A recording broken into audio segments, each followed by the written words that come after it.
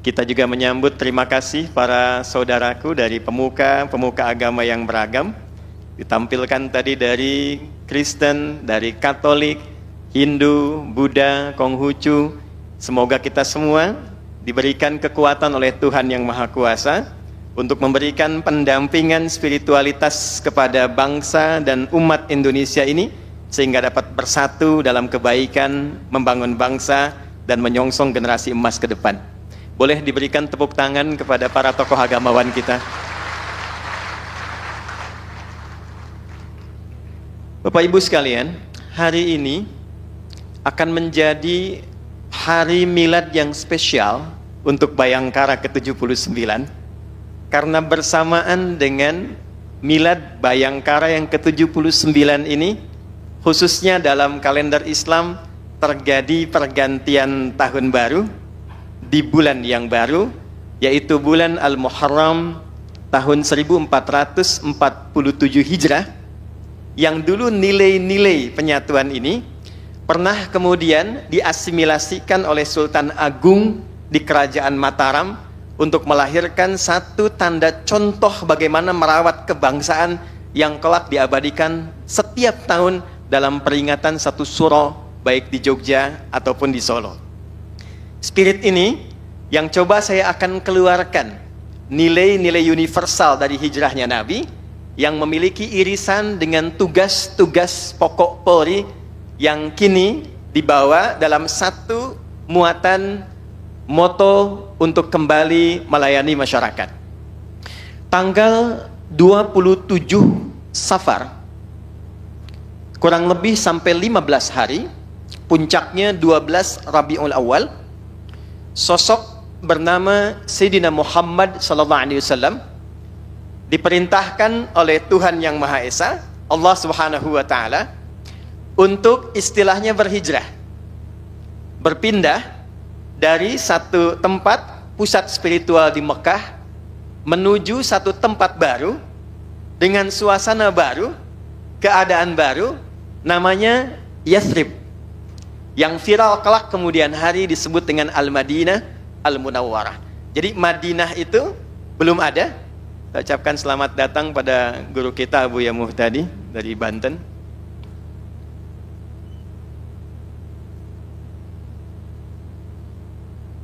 Kita doakan semoga beliau diberikan kesehatan, kekuatan, dan kebaikan untuk membimbing kita semua.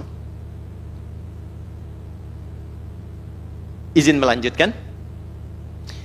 Setelah keberangkatan Nabi dari Mekah ke Yathrib, saya agak percepat, ternyata situasi yang dihadapi di Yathrib itu tidak seideal yang mungkin bagi umat Islam bisa menyaksikan sekarang. Ternyata ada dinamika, masalah ketertiban, masalah keamanan, masalah-masalah sosial yang marak di masyarakat. Dari sisi ketertiban, mohon maaf, saat masuk kemudian ke Yathrib, terdapat konflik sosial yang tidak mudah. Bahkan dua suku besar yang ada pada masa itu, yang telah menetap lama di Yathrib, yaitu Aus dan Khazraj, setidaknya 200 tahun, itu berada dalam konflik yang tidak pernah selesai, dan berpotensi melahirkan perpecahan dalam konteks kehidupan pada masa itu. Dari sisi ekonomi, Bapak Ibu sekalian, kondisinya di bawah resesi.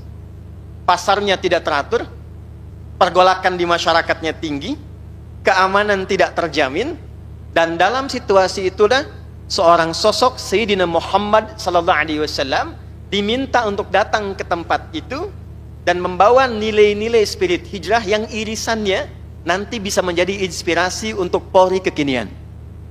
Dan jangan salah, Nabi tidak datang ke wilayah utara, tapi ditempatkan ke wilayah selatan. Jadi kalau kita lihat secara geografis di masa itu, Madinah itu dibagi dua bagian. Utara itu sudah maju, maaf, perkebunannya istimewa, pertaniannya bagus, tanahnya subur. Tapi seorang sosok Sayyidina Muhammad ini dimintanya bukan ke utara, tapi ke selatan. Yang gersang, situasi masyarakatnya tidak biasa, ekonomi di bawah resesi, kemudian datang. Nah, inilah nilai-nilai yang akan coba kita tampilkan walaupun singkat dan padat. Boleh jadi dengan tampilan moto melayani masyarakat, nilai-nilai itu yang bisa kita kembangkan dalam konteks merawat kebangsaan. Bapak Ibu sekalian, pertama kali surat yang turun kepada Nabi, bimbingan spiritual berupa wahyu ilahi, demi menjadikan pelayanan kepada masyarakat dan merawat nilai kebangsaan yang kelak menyatukan secara heterogen ini. Jadi jangan dikira datang ke Yathrib Islam semua, tidak. Yang Yahudi ada, yang Nasrani ada, yang tak beragama ada. Dan menariknya, ketika beliau datang, perintah pertamanya adalah, perhatikan ini sangat indah sekali, diperintahkan membangun kekeluargaan dan persatuan dengan nilai persaudaraan. Akha baina ahla Yathrib wa khasatan bainal muhajirina wal ansar. Perintah pertamanya, viralkan informasi persatuan, viralkan informasi persaudaraan, viralkan informasi kekeluargaan, dan kemudian dirakit dengan nilai-nilai persatuan dan menjauh dari perpecahan. Wa'tasimu bihabdillahi jami'an wa la tafarraqu. Quran surah ketiga di ayat 103. Jadi perintah pertamanya, bagaimana mewujudkan pelayanan masyarakat yang baik, bagaimana menata keamanan dan ketertiban untuk masyarakat ini, ternyata sederhana. Ayo narasikan kebersamaan, narasikan kekeluargaan, viralkan tentang hubungan persaudaraan. Jadi yang sampai kedua suku yang bertikai itu, Bapak Ibu, bayangkan 200 tahun. Suku besar. Jadi kalau saya boleh ilustrasikan, kalau di satu ini ada yang terluka, di suku lain mesti ada yang terluka yang sama. Kalau di Aus ada korban meninggal, di Khazraj harus ada korban meninggal. Maka apa yang terjadi? Narasi pertamanya, viralkan. Ayo perkuat persaudaraan. Tidak ada manfaatnya konflik. Tidak ada faidahnya perpecahan. Itu menyemarak ke setiap bagian lapis masyarakat Yathrib pada masa itu, sehingga mereka berpikir. Apa yang terjadi? Nabi berikan contoh. Ini barangkali yang nanti bisa direplikasi oleh Polri. Setiap profesi dan keadaan, kemudian sifatnya dipandu oleh Nabi untuk dipersaudarakan jadi bagian keluarga. Misal, yang haus dipersaudarakan dengan orang yang punya minuman. Yang lapar dipersaudarakan dengan orang yang punya kelebihan makanan. Yang paling dahsyat, ada orang yang berangkat ke Yathrib kehilangan pekerjaan, dipersaudarakan dengan orang paling kaya di Yathrib, yang diminta memberikan mentoring kepada orang ini sehingga mampu bangkit kembali. Maka apa yang terjadi? Tidak sampai dalam 1 tahun, persaudaraan itu terjalin, kerukunan itu kemudian tercipta, dan ini yang menjadi landasan pada masa itu untuk membangun suasana Yathrib menjadi kokoh, mencerahkan, dan berkemajuan. Bapak Ibu sekalian, Polri membawa narasi melayani masyarakat. Tapi jangan lupa, bila dulu 2 suku yang besar, kita punya sekarang kurang lebih data tahun 2010, 1.340 suku di Indonesia ini. Jawa 95 juta, 217.000, 22 jiwa, 22 jiwa. 95 juta kurang lebih 45,22%. Sunda 35 juta kurang lebih 33%. Di bawahnya ada Batak 8 juta 3, sekian persen. Di bawahnya ada Madura 7 juta 3, sekian persen. 10 suku besar, di bawahnya sampai dengan Sumatera Selatan 10 yang tertinggi, dan kita dihadapkan pada dinamika yang tidak biasa. Keragamannya diakui. Pulaunya 13.637 pulau. Itu belum termasuk Pulau Gadung, Pulau Gebang, dan yang lain-lainnya. Jadi Anda bisa bayangkan, yang dulu dihadapinya itu sekian, tapi sekarang dihadapinya begitu kompleks. Sekarang untuk melayani masyarakat, apa yang bisa kita tampilkan? Maka inspirasi perubahan dari hijrah bukan menunjuk pada pindah tempat, bukan mengambil identitas sebagai satu bagian agama saja, tidak. Narasi yang bisa kita tampilkan dengan kembali melayani masyarakat, kita tingkatkan dan kita viralkan narasi-narasi persatuan dan membangun kekeluargaan untuk seluruh lapis masyarakat Indonesia tanpa kecuali. Dan itulah yang dilakukan pada saat Muhammad Yamin mengambil inspirasi dari tulisan Empu Tantular dalam kitab Sutasoma di abad ke-14 dalam nuansa kerajaan Majapahit, diambillah kemudian satu semboyan yang tidak jauh berbeda dengan amalan pertama yang dikerjakan seorang sosok Sayyidina Muhammad sallallahu alaihi wasallam. Bhinneka Tunggal Ika. Saya mau tanya sebentar ini, Bapak Ibu yang hadir, terutama yang keluarga Polri ini, Bhinneka Tunggal Ika, yang paling esensial, paling penting dari 3 kata ini apa ya? Yang Muslim nih, kalau benar saya kasih hadiah umroh nih. Serius? Dah, waktu habis. Tinggal sebentar ini. Okay? Nah, yang sering kita viralkan itu kan binekanya kan? Merawat kebinekaan, merawat keragaman. Padahal yang penting dari semboyan ini, itu tunggalnya. Bhinneka Tunggal Ika, itu tunggalnya. Karena bagaimana kemudian keragaman ini bisa kita rawat, mengarah kepada satu tujuan dengan visi bersama. Jadi kalau kita sering tampilkan, kita rawat keberagaman, kita rawat kebinekaan, tapi kita tidak pernah menarasikan persatuannya, maka keberagaman itu akan tidak mudah diarahkan pada nuansa persatuan yang membahagiakan.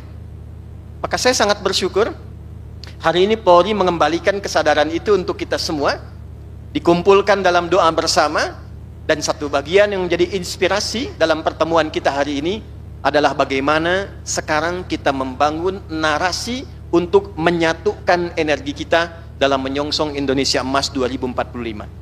Bapak Ibu mohon izin, manusia itu selain Homo sapiens, juga Homo narans.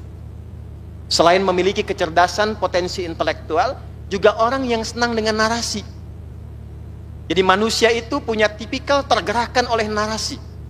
Ketika narasinya hidup, maka hidup seluruh potensi yang ada pada bagian dirinya. Dan sekarang, dunia bergerak dengan narasi. Dulu tahun 92, itu ada orang bernama pemikir Samuel Philip Huntington.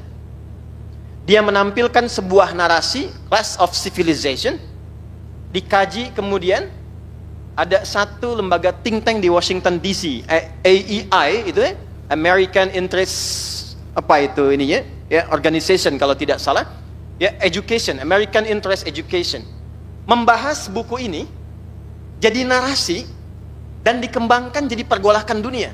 Anda bisa bayangkan, sedunia bergolak untuk persiapan benturan hanya karena satu kajian tulisan Clash of Civilization, yang ini pun awalnya hanya disiapkan untuk memberikan tandingan dan bantahan pada muridnya Francis Fukuyama, yang dia menulis buku pada masa itu namanya The End Man, ya, The Last of History. Jadi akhir dari kehidupan dijawab dengan munculnya Clash of Civilization.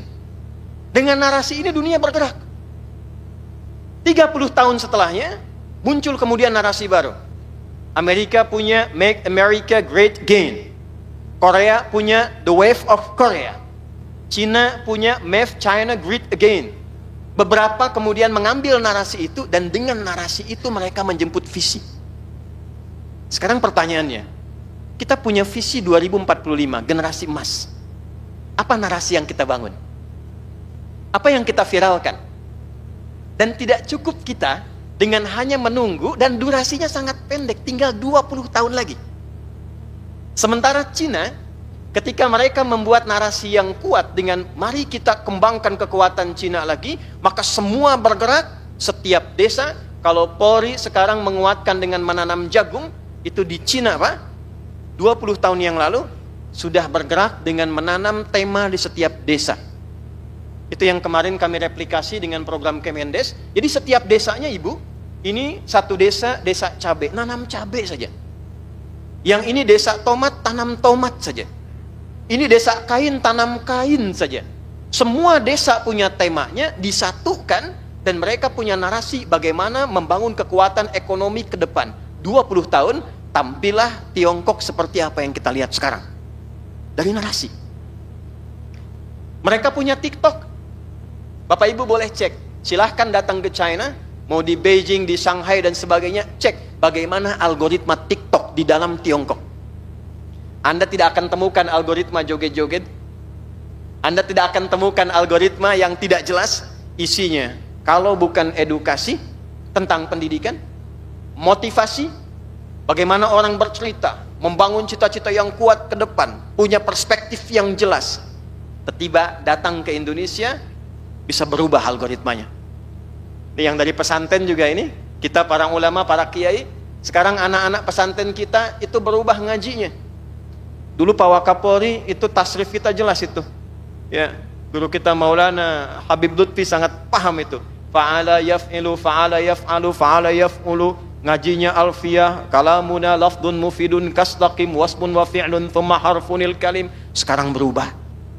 Tak-taka yutaktiku tiktokan.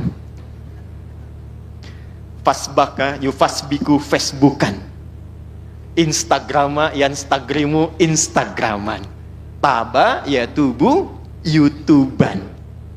Semua bikin konten, semua hadir dengan eksistensi, tapi nyaris tanpa narasi.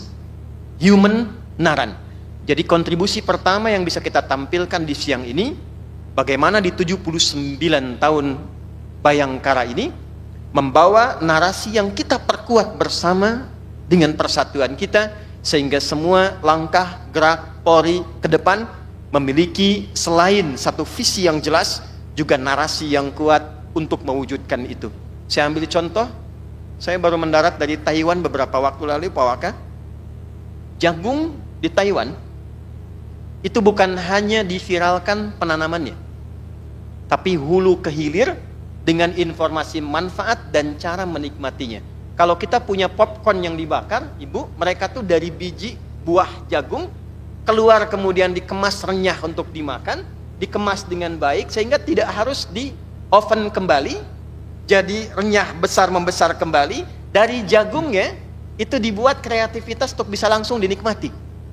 Tapi poin saya, ketika Polri menjadi garda yang menguatkan ketahanan pangan di Indonesia, kemudian menjadi bagian juga yang terkuat dari ketahanan pangan itu untuk mengembangkan penanaman jagung, bagaimana itu pun memiliki narasi yang kuat supaya masyarakat punya kesadaran bahwa jagung itu penting dan bagian yang pokok untuk ketahanan pangan dalam bernegara. Satu hal. Dua, ini agak menarik. Dalam suasana di Yathrib, bukan hanya konflik sosial yang tinggi, tapi juga mohon maaf, penyakit sosialnya rebak. Sehingga kalau kita keluarkan Kamtibmas, keamanan, ketertiban untuk masyarakat. Keamanan itu kan bagaimana rakyat, masyarakat merasa nyaman untuk mengerjakan segala aktivitas dengan nihil gangguan. Ketertiban, bagaimana suatu masyarakat merasa nyaman menunaikan aktivitas dengan mematuhi norma dan aturan. Nah, yang pertama kenyamanan tidak lahir, yang kedua aturan tidak jalan. Penyakit sosialnya tinggi. Maka apa yang dilakukan oleh Nabi Sallallahu Alaihi Wasallam? Yang paling menarik, ini agak sangat luar biasa, Pak. Aspek pencegahan didahulukan dibandingkan dengan aspek penindakan. Maka dibangunlah kesadaran, turun ayat-ayat. Apa bahayanya ini mabuk? Apa bahayanya kalau kita sekarang ditarik ya, karena bahasa Qur'annya khamar. Khamar itu segala yang merusak akal. Jadi diturunkan hukumnya pun disebutnya haram. Haram itu asalnya maknanya bukan tak boleh, Bu. Maknanya bukan terlarang, Pak. Asal kata haram itu seakar dengan kata hurmah, diserap ke dalam bahasa Indonesia hormat. Jadi hukum yang turun untuk menjaga kehormatan seseorang supaya tidak jatuh keadaannya. Kenapa dilarang ini? Karena ketika dikerjakan kehormatannya jatuh. Jadi ketika ayat turun misalnya larangan untuk mabuk, kenapa hukumnya haram? Yang diviralkan itu kalau kamu mabuk, kehormatan kamu nanti jatuh. Bicaranya tidak terukur, tindakannya tidak bagus. Turun ayat larangan tentang mencuri, yang diviralkan itu apa? Sebelum pencuriannya, yang turun adalah bagaimana membangun kesadaran tentang kehormatannya. Haram hukumnya mencuri. Kenapa haram? Ketika engkau mencuri, runtuh kehormatanmu. Ketika pencurian itu diproses, hilang kehormatanmu. Yang paling dahsyat, bahkan hukum ini disertakan dengan keterlibatan keluarga di dalamnya. Ada ayat-ayat yang mengatakan ketika Anda melakukan ini, dampaknya kepada anak akan begini. Dampaknya kepada istri akan begini. Dampaknya kepada keluarga akan begini. Sehingga ketika masyarakat yang pada saat itu akut dengan tindakan kriminal, ketika akan berbuat berpikir 2 kali. Coba Anda bayangkan. Sekarang situasi yang tidak mudah dihadapi dengan meningkatnya statistik di bidang korupsi misalnya, kalau kita viralkan para pemuka agama. Bayangkan kalau Anda korupsi, nanti yang terkena anaknya, yang dibully anaknya, yang kena dampak istrinya. Itu yang menjadikan salah satu tokoh muda presiden di Burkina Faso, kemudian merambat ke satu bagian yang lainnya, dia memampang foto keluarganya di samping dengan foto bagian pemerintahannya di meja kerjanya. Ketika ditanya, kenapa Anda pampang foto istri dan anak-anak? Lihat kalimatnya. Saya khawatir ketika saya melakukan penyimpangan, bukan saya yang terdampak maksimal, tapi keluarga saya yang terkena bagian dari dampaknya.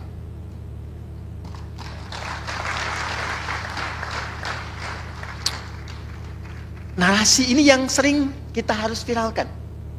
Karena nilai keagamaan dalam praktek kekinian, saya perhatikan lebih banyak menghadirkan nilai ritualnya, jarang membahas makna dan esensinya. Kurang lebih 4 bulan lalu kami berdiskusi dengan Maulana, guru kami Habib Lutfi, tentang bagaimana menanamkan pemahaman bagi setiap orang Islam saja yang sholat, untuk tahu apa artinya. Karena coba dicek nih yang muslim ya, dari sekian ribu ruku sujud dilakukan, berapa persen bacaan sholat yang dipahami? Berapa persen yang memahami tentang makna ruku, bacaan dalam sujud? Sehingga kok bisa orang dulu sholat bisa merubah perilaku menjadi lebih baik, tanha anil fahsya wal munkar. Orang sekarang sholat rakaatnya sama, caranya sama, tidak berubah, tapi hasilnya bisa beda. Dulu orang ke masjid dapat perubahan kebaikan, sekarang ada orang ke masjid kehilangan sandal. Di gereja terjadi nggak ya? Tidak. Di pura terjadi nggak? Ya, teman-teman di rohaniawan tuh, ya? Nah, itu PR kita semua. Maka apa yang terjadi? Besok kita ingin lihat yang pejabat-pejabat. Ketika ada tawaran yang tidak baik, dia akan katakan, maaf, jemari saya jemari tahiyat, tidak akan pernah berbuat maksiat. Ini keren. Tiba-tiba datang lagi, maaf Pak, tawarannya berubah lebih tinggi. Sebentar, tunggu, saya istikharah dulu nih. Ini persoalan terpisah. Jadi yang kedua, pelayanan kemasyarakatan tidak akan mungkin bisa maksimal jika tidak ada niat yang paripurna untuk mengikis berbagai macam problem-problem dan penyakit sosial di masyarakat. Dan itu tantangan dari Polri di masa kini. Integrasi yang bisa kita bangun secara presisi pada hari ini, para pimpinan tokoh agama, ormas, seluruh elemen yang sekarang terkumpul, bagaimana kita membangun kesadaran untuk saling bersatu, membawa narasi positif ini, dan menggembangkan dalam kehidupan berbangsa kita, sehingga semua masyarakat dan bangsa punya kesadaran untuk menjemput Indonesia emas di tahun 2045. Bapak Ibu sekalian, saya persingkat bagian terakhir, hanya 2 tahun. Kita sekarang 79 tahun. Hanya 2 tahun. Proses perbaikan yang dimulai dengan iman, kita menghargai berbagai macam keragaman keyakinan di negara kita. Lakum dinukum waliyadin. Tuhan mengatakan semua punya prinsip keyakinan yang dihormati dalam Islam. Tapi yang menarik, dengan keimanan yang kuat itu, ada satu perubahan yang terjadi hanya dalam kurun waktu 2 tahun saja. Tentang persatuan, tekad mengatasi berbagai problem sosial, menyatukan dalam keadaan yang baik, sehingga perasaannya keluarlah kemudian kesepakatan yang dulu disebut dengan Piagam Madinah. Piagam Madinah inilah kemudian yang jadi komitmen kesepakatan dari seluruh keragaman yang ada, umat beragama yang berbeda, walaupun ada perbedaan, kita bersama-sama membangun bangsa menuju bangsa yang kuat, bangsa yang mencerahkan, bangsa yang makmur, dan menjadi inspirasi untuk dunia. Itulah dari tempat yang kecil Yathrib yang tertinggal, secara demografis tidak banyak, secara geografis tertinggal, kurun waktu 2 tahun berubah ekonomi, pasarnya jadi naik, resesi hilang, orang-orang bersaudara, saling membantu, tidak ada isu ini Islam saja, Kristen saja, Yahudi saja, semua menyatu membangun nilai pada saat itu, sehingga berubah daerah tertinggal. Cuma kurun waktu 5 tahun, berubah jadi suasana kota, menginspirasi dan mencerahkan. Orang kalau tanya, di mana ada orang baik? Di sana. Di mana ada sosok teladan? Di sana. Di mana yang pasarnya bagus? Di sana. Kota yang baik, mencerahkan, dan membangun kemajuan. Dalam bahasa Arab disebut Madinah Munawwarah. Al-Madinah Al-Munawwarah.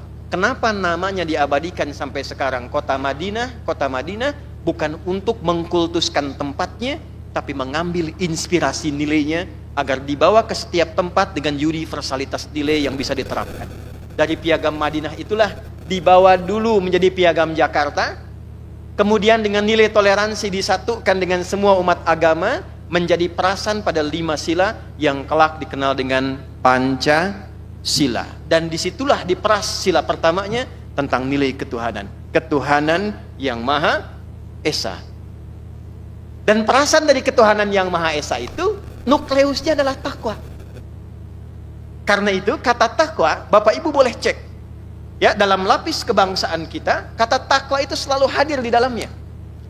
Polri, di Tribratanya, nomor 1-nya, kami polisi, Negara Kesatuan Republik Indonesia, yang bertakwa kepada Tuhan yang Maha Esa. Ini ada teman-teman di TNI, Sabta Marga ada 7, lihat yang ketiganya. Kami Ksatria Indonesia yang bertakwa pada Tuhan yang Maha Esa, membela kejujuran, kebenaran, dan keadilan.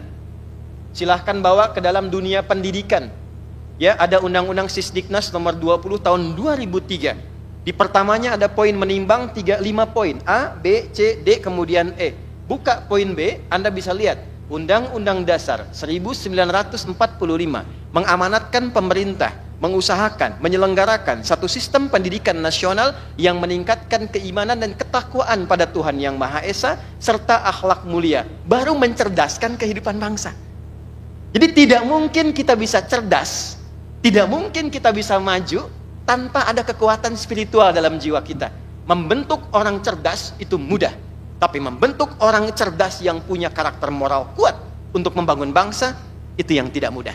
Sekarang kita punya banyak orang cerdas, tapi kita sedikit memiliki orang yang punya sifat moralitas tinggi untuk mengarahkan kecerdasannya dalam membangun kebaikan dan keutamaan.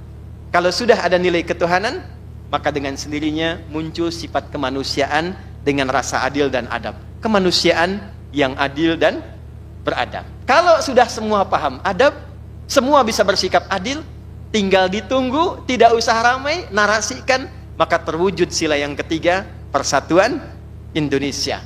Kalau sudah semua itu bersatu, maka semua akan guyub. Tidak ada yang rebutan, tinggal musyawarah, dibimbing oleh hikmah, tingkat kecerdasan tertinggi yang melahirkan kebijaksanaan. Maka muncul kerakyatan yang dipimpin oleh hikmat, permusyawaratan dalam kerakyatan yang dipimpin oleh hikmat kebijaksanaan dalam permusyawaratan perwakilan. Maka terwujudlah dengan otomatis sila kelima, keadilan sosial bagi seluruh rakyat Indonesia. Itulah 1 sampai 5 mewakili tengah, digabungkan sebagai bagian simbol di setiap keputusan yang tertera pada pimpinan-pimpinan lembaga kita sampai dari presiden. Anda kalau mau cek, presiden buat keputusan, atasnya bintang, diapit padi dan kapas, kemudian dengan rahmat Tuhan yang Maha Esa. Sila 1, dengan dasar ketuhanan, diharapkan keputusan berkeadilan bagi seluruh rakyat Indonesia, dengan nilai ketuhanan, maka turunlah keputusan ini. Itu yang dicontohkan oleh sosok Kapolri fenomenal yang namanya masih dikenang sampai sekarang adalah Bapak Hugeng, yang kita kenal, tapi jarang orang mengenal kata iman di dalamnya. Hugeng Iman Sentosa. Silahkan kunjungi makamnya, maka Anda dapat di batu nisannya dengan mengatakan, pada hari ini aku buktikan kepada Tuhan yang Maha Esa bahwa imanku benar-benar sentosa. Pak Hugeng, abadi sampai kini.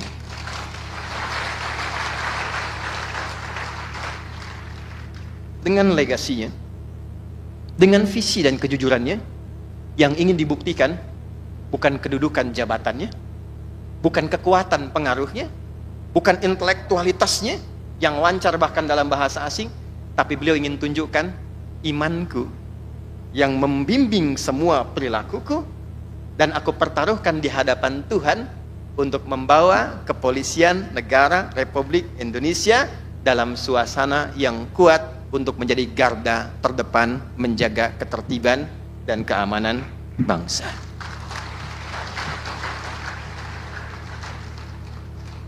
Saya tersambung beberapa waktu lalu dengan salah satu keluarga beliau. Saya titipkan doa, dan selalu kita juga jaga. Mary masih hadir dalam usia yang ke-100. Ya, tapi yang paling menarik, nama bagian filosofinya, kalau kita mulai dengan kekuatan iman, keyakinan teguh, kemudian disiplin kita kerjakan, presisi kita capai, maka melayani masyarakat adalah satu hal yang niscaya bisa kita raih dengan pelayanan yang sempurna. Saya kira bila dulu tempatnya kecil, keadaannya terbatas, tidak ada alat seperti sekarang yang canggih, dalam 5 tahun itu bisa dicapai. Saya yakin Polri dengan segala kelengkapan alatnya, dengan segala kekuatan visinya, dengan segala kekompakan dari lebih dari 400.000. Pak Waka menyampaikan kurang lebih dengan PNS 430.000. Saya yakin bila dulu kurang lebih ada 5 tahun, dengan Polri niat yang sekarang, kekuatan iman yang kokoh, kita punya keyakinan dalam 2-3 tahun ke depan, boleh jadi Polri akan menjadi garda terdepan yang mewujudkan asta cita yang dihadirkan dari pemerintahan Indonesia. Untuk itu, Bapak Ibu sekalian, dengan segala hormat, mari kita sejenak menundukkan hati kita, menguatkan keinginan kita, mendorong dengan doa. Mudah-mudahan bukan hanya hari ini, esok kegiatan Polri pun diberikan kelancaran dan kemudahan, dan sampai kapanpun, ingat baik-baik, dalam Kitab Negara Kertagama, pada pupuh yang ke-13, ketika Panglima Besar Gajah Mada mendeklarasikan tentang konsep Nuswantara, yang kelak menjadi Nusantara, dibacanya kayak pakai tasydid kalau di bahasa Arab. Nuswa, Swa, Anta, dan Tara. Nuswa, negara kepulauan yang besar. Anta, yang menyatukan dengan jiwa-jiwa ksatria. Swa, jiwa ksatria. Anta, punya sifat suci di dalamnya. Dan Tara, menyatu dalam kebaikan. Jadi, dulu Panglima Gajah Mada, Patih Gajah Mada ingin mengatakan, kita ini berbentuk satu kepulauan yang tinggal di dalamnya kesatria-kesatria suci yang bersatu dengan nilai-nilai yang baik. Dan di setiap titik-titik kepulauan itu mesti ada di setiap tapak tanah yang menjaganya. Kenapa seragamnya itu coklat tanah? Karena tidak boleh ada tapak-tapak tanah di negara Kesatuan Republik Indonesia itu kecuali di dalamnya ada Polri dengan nilai-nilai kebaikan yang siap menjaga. Kalau cuma tanah saja tidak ada yang tumbuh, itu padang pasir, tanah gersang namanya. Tapi ketika di atasnya ada yang hijau tumbuh, tanah hijau tidak akan tumbuh kalau tanahnya juga tidak subur. Coklat tanahnya, hijau tumbuh subur, saling menguatkan, saling berkolaborasi, maka tumbuhlah Gemah Ripah Loh Jinawi. Dan disitulah fungsi TNI yang hijau-hijau bekerja sama dengan Polri dari nilai-nilai tapaknya. Maka kita dorong TNI, Polri-nya kompak, kuat, dibersamai ulamanya. Kalau sudah berkumpul di hari ini, TNI-nya, Polri-nya, ulamanya, tokohnya, rohaniawannya, kita semua dalam lautan karpet kebiruan untuk menyongsong keindahan alam langit Indonesia yang kita gali. Kalau belum ada keinginan kuat untuk mewujudkannya, dengan cara apa lagi dan berapa lama lagi kita difasilitasi untuk menyongsong Indonesia emas yang kita cintai. Mari kita berdoa, mudah-mudahan doa kita diterima oleh Allah Subhanahu wa taala. Kita antarkan pada apa yang kemudian akan dilanjutkan dalam agenda. Allahumma taqabbal minna innaka antas sami'ul alim wa tub 'alaina innaka antat tawwabur rahim. Nahmaduka hamdan kama 'allamtana an nahmadak wa nashkuruka syukran kama 'allamtana an nashkurak. Ya Allah, ya Tuhan kami memuji-Mu atas segala nikmat yang telah Engkau anugerahkan kepada kami, Polri khususnya dalam 79 tahun berdedikasi. Berikan kami kemampuan untuk mensyukuri segala nikmat ini semampu yang bisa kami lakukan. Nusalli wa nusallimu ala habibikal karim rasulikal mustafal amin sayyidina Muhammadin wa ala alihi wa dzurriyyatihi wa ummatihi ila yaumiddin. Ya Allah, ya Tuhan kami hantarkan segenap salawat dan kemuliaan kepada Rasulullah Nabi Muhammad sallallahu alaihi wasallam dengan harapan berikan kami kekuatan untuk meneladani kebaikan, kemuliaan beliau, dan berikan kami kesempatan mendapatkan syafaat beliau di akhirat kelak. La tada'lana fi maqamina hadza dzamban illa ghafarta. Ya Allah, jangan biarkan ada satu pun di tempat ini yang datang memiliki kesalahan kecuali Engkau telah hapuskan kesalahannya ketika meninggalkan tempat itu. Wala hamman illa farajtah. Ketika ada yang merasakan gelisah, mohon tenangkan hati dan jiwanya sebelum ia meninggalkan tempat ini. Allahumma wala maridan illa syafaitah. Jika ada yang sakit di antara kami, mohon angkat dan sembuhkan segala penyakitnya. Wala hajatan min hawaijid dunya wal akhirati fiha lakaridan wa fiha lanassalah illa qadaitaha ya arhamar rahimin. Dan bila ada satu keinginan tersembunyi tak terucapkan pada kedalaman hati dari satu hadirin di antara kami, selama itu baik untuknya dunia akhirat, mohon kabulkan dan percepat. Allahumma ya arhamar rahimin barik mutaqaddimina wa khasatan ya Allah fi Polri. Allahumma nawwir quburahum idza kanu amwata. Allahumma arzuq ahlahum ya arhamar rahimin warzuqnal quwwata linakhdima ilaihim. Ya Allah, mohon anugerahkan kemuliaan, kebaikan kepada seluruh pendahulu Polri. Jika ada di antara mereka yang telah meninggalkan kami, mohon berkahi dan perangi kuburnya, berkahi keluarganya, dan berikan kami kemampuan untuk dapat menyambung silaturahim dan bersikap baik kepada keluarga yang ditinggalkan. Allahumma arzuqil quwwah wal hikmah lil amilina fi Polri min jami'i syurtah min quwadiha wa quwadatiha wa jami'i ya Allah kulla man amila fiha bil khair wal quwwah wal sihah wal afiyah lid difa' an biladina Indonesia al mahbubah. Duhai Allah, ya Tuhan kami, anugerahkan kekuatan paripurna, kesehatan fisik, kekuatan pikiran, kemantapan spiritual kepada seluruh yang bertugas di instansi Polri yang kami cintai, dari level pimpinan sampai bawahnya tanpa kecuali. Sehatkan para pimpinan kami, berikan kekuatan terbaik untuk memimpin Polri ini, dan berikan kemampuan dalam menghadirkan kekuatan keamanan untuk Indonesia tercinta. Allahumma khfad biladana Indonesia waj'alha baldatan thayyibatan wa anta tardaha wahid sufufana wa jannibna minat tafraqah. Ya Allah, mohon jaga negeri kami Indonesia tercinta, satukan kami dalam kebaikan, berikan kesadaran pada jiwa kami untuk bersatu sebagai keluarga sebangsa setanah air, dan jauhkan kami dari perpecahan. Wahfad ulama'ana waj'alhum mukhlasin lakaddin. Dan mohon jaga para ulama kami, sehatkan mereka, para tokoh rohaniawan kami, berikan kemampuan membimbing umat dengan ikhlas dan tulus, dan jauhkan dari narasi-narasi yang memecah, menjauhkan dari nilai-nilai kebaikan. Allahumma hfad umara'ana waj'alhum udala li khaffifu hisabahum yaumal qiyamah. Dan mohon jaga para pemimpin kami, sehatkan presiden kami, sehatkan seluruh pemimpin di level-level pemerintahan atas sampai bawah, dan mohon berikan petunjuk untuk memimpin dengan berkeadilan yang meringankan hisab mereka di akhirat kelak.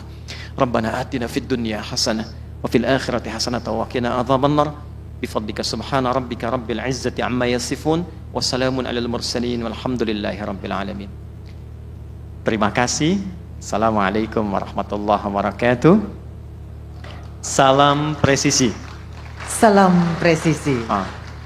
Saya kurang semangat salam presisinya ini. Salam presisi. Salam presisi.